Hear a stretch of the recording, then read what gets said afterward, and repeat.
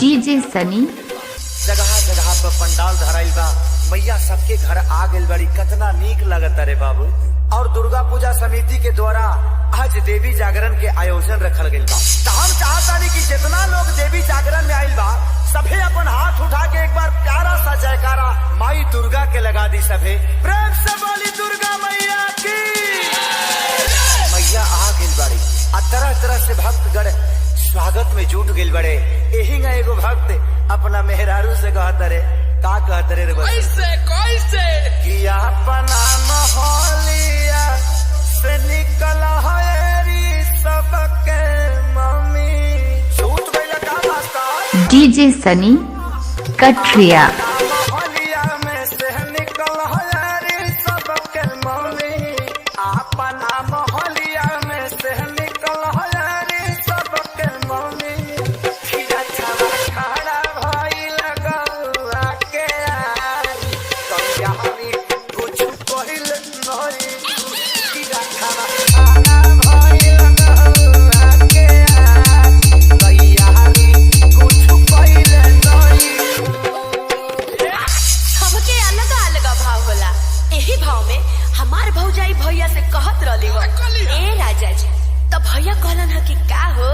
तो देखी ना कितना भाव में और कितना प्यार से कहत रही कि पूजा के कला तैयारी, आई गईली हो देव के दुलारी।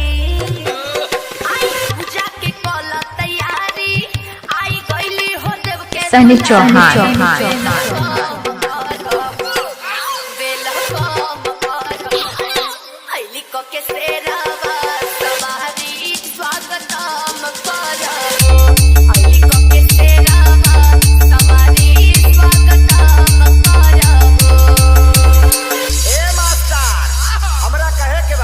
जितना लोग अपना सर में गमछा बंधले बा सब लोग एक बार खोल के लहरा दे और तनी बता दे कि मैया रानी कौना चीज पर झूला झूलेली, कौना चीज पर।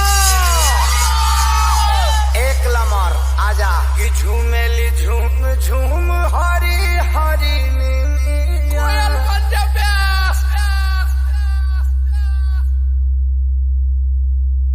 अरे जिया झूमेली झूम झूम हरी हरी। डीजे सनी कटरिया।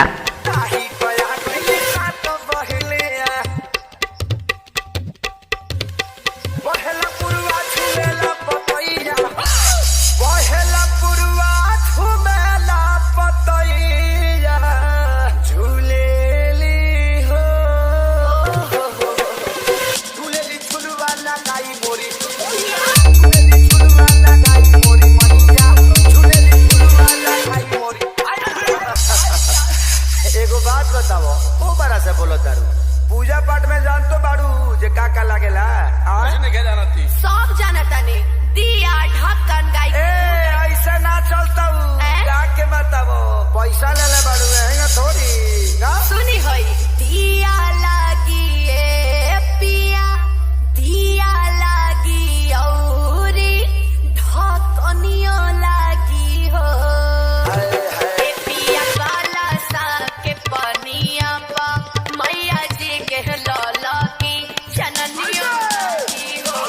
ए पिया काला सा के पनिया पा मैया जी के लौला की जननियो लागी हो।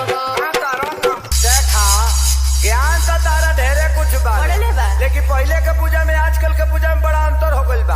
पहले के लोग पूजा करे मंदिर जाता लो, लेकिन आजकल के लड़की मंदिर के गेट पर सैंडल पहन के कहते सर हेलो दुर्गा माँ। औरी का मोबाइल ले तरी सो अब मुंह चोंगा लेखा बना के कहते सो कि मैं हूँ और ये मेरी माँ है और यहाँ पूजा हो रहा है। खैर छोड़ा, हमनी के का लेवे देवे के बा। आवा अरे खा जा प्याज। अखिल सिखे सारी पकृपा महतारी, बनैले हो रही हाना। सनी चौहान।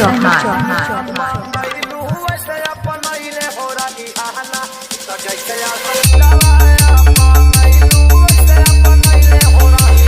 डीजे सनी कटरिया।